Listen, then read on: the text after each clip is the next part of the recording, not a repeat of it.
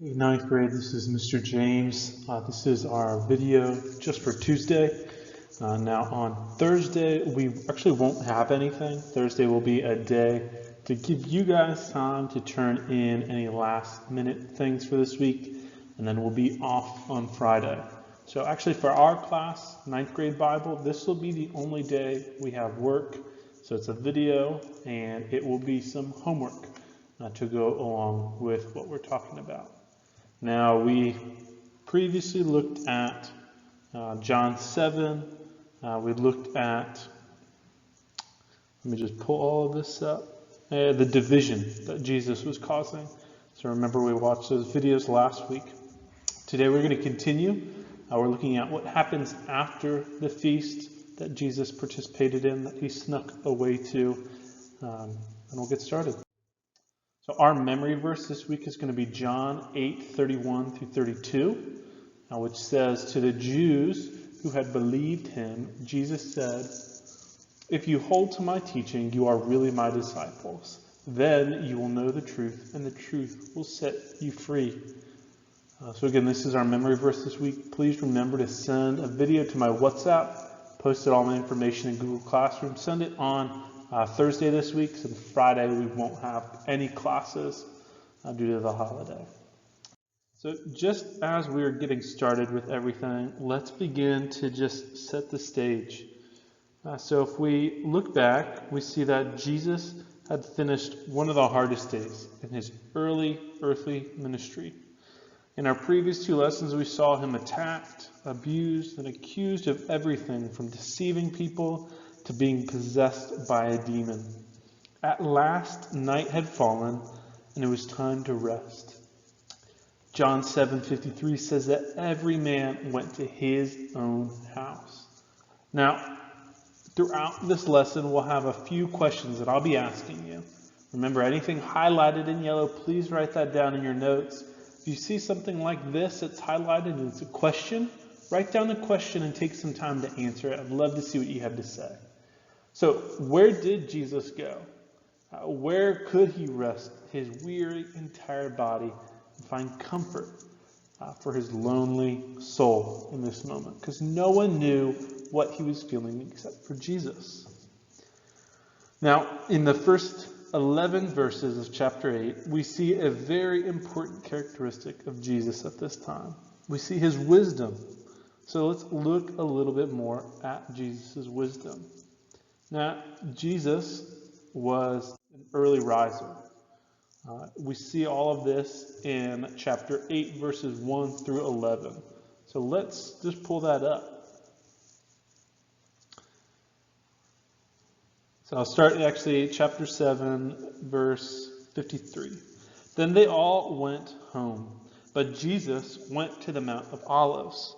At dawn he appeared again in the temple courts, where all the people gathered around him, and he sat down to teach them. The teachers of the law and the Pharisees brought in a woman caught in adultery. They made her stand before the group, and they said to Jesus, 'Teacher, this woman was caught in the act of adultery. In the law, Moses commanded us to stone such women. Now, what do you say?' They were using this question as a trap in order to have a basis to accuse Jesus. So, again, if you see questions, write some answers down. So where did he eat? Didn't he know that the Pharisees and half the city were going to kill him, right? He knew that people hated him, yet he continued to do his ministry. It shows his love for God and for people, right? He was willing to risk everything to share the truth about God. So why did he go back? Well, I would say that he loved people. So in this story, we read the first couple verses, right? The Pharisees thought they caught Jesus. It even says that.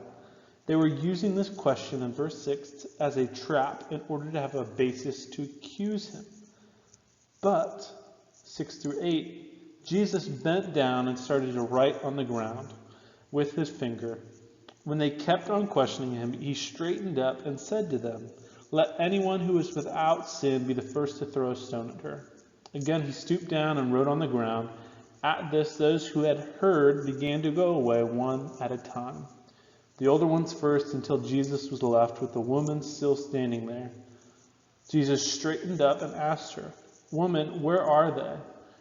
Has no one condemned you?" "No one, sir," she said. "Then neither do I condemn you," Jesus declared. "Go now and leave your life of sin."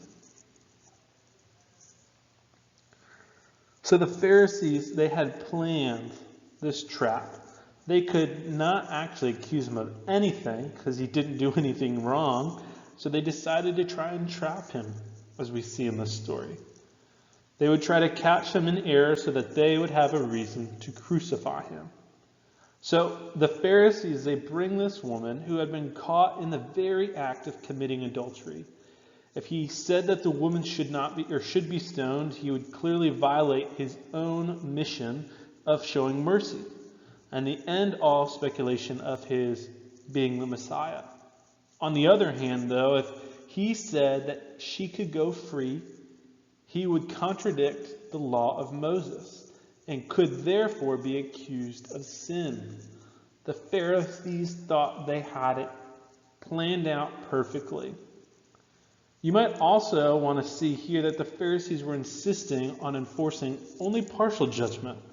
In this case, they never mentioned punishing the guilty man, the man that chose to commit adultery with this woman.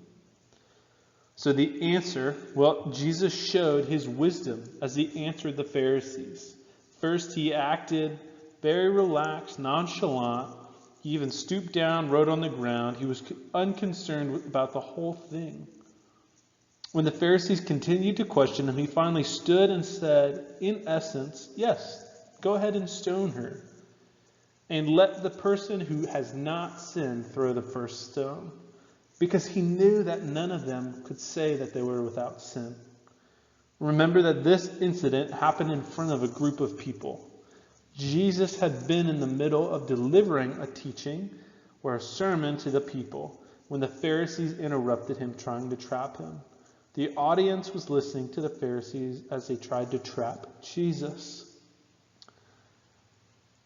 But he sends them away shamefully as he says, "Let the one that has not sinned throw the first stone." The pride of the Pharisees had been hurt, and they walked away not knowing what to do.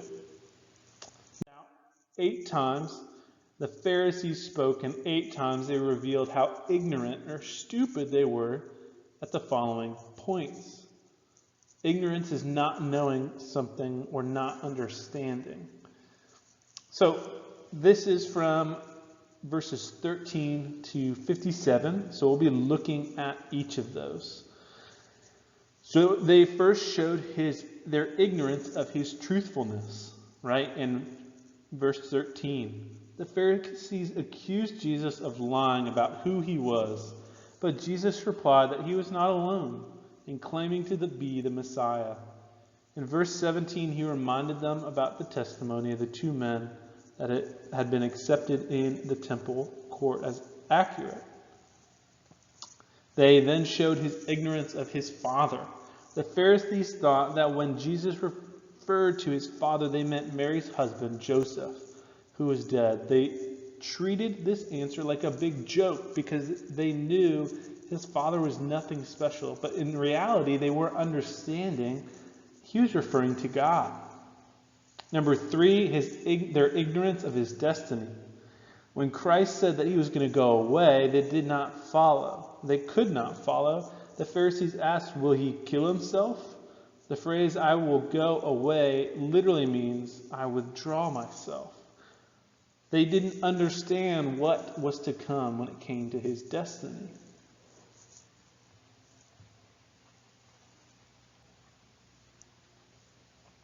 The Pharisees willingly refused to believe that he was the Messiah. Therefore, all the statements about going somewhere made no sense to them. So it is today when a man refuses the truth, all truth becomes nonsense to him. They were refusing the truth of Jesus and could not understand what he was teaching. They were ignorant of his identity. "Who are you?" the Pharisees asked him. They must have asked that question 100 times before the time.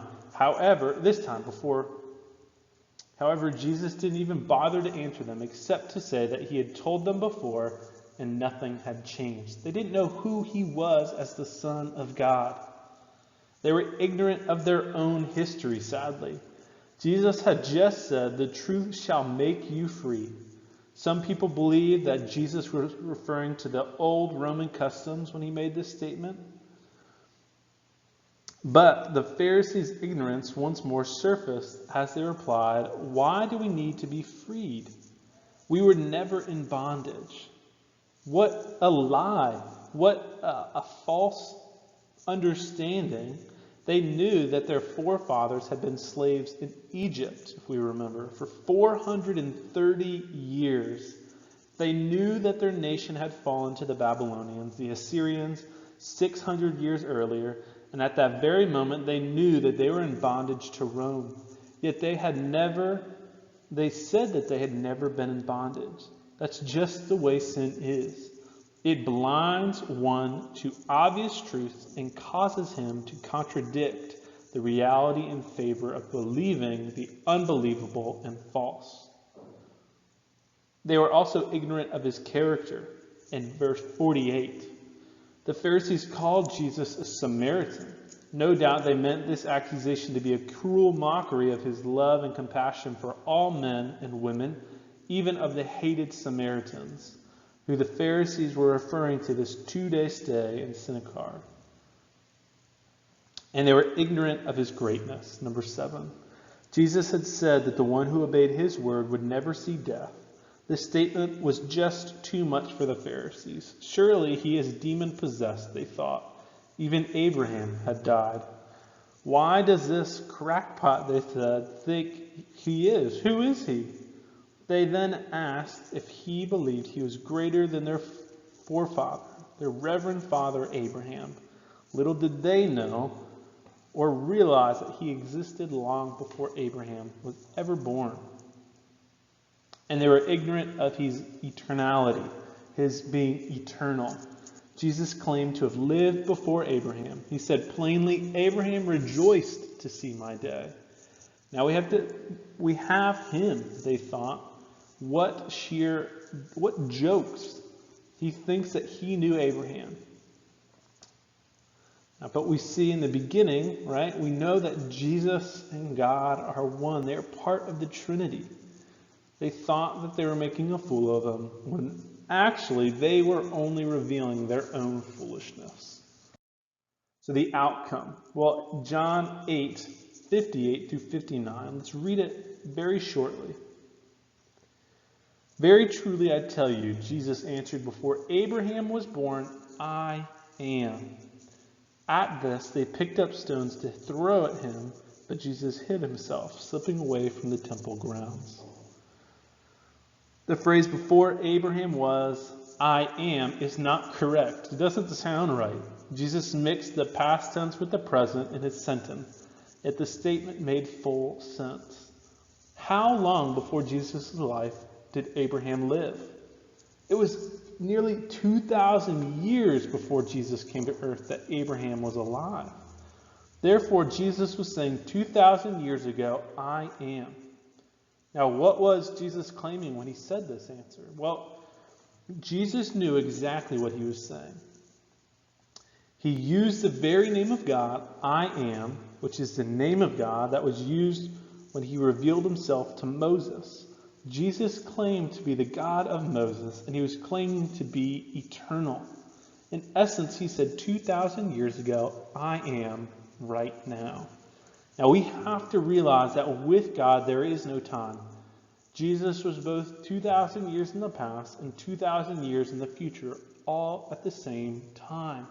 Therefore, in one statement, Jesus claims to be the eternal God without beginning and without end. So that's what we're looking at today, this chapter, John 8. Please take some time today and just read through it, make yourself familiar with it.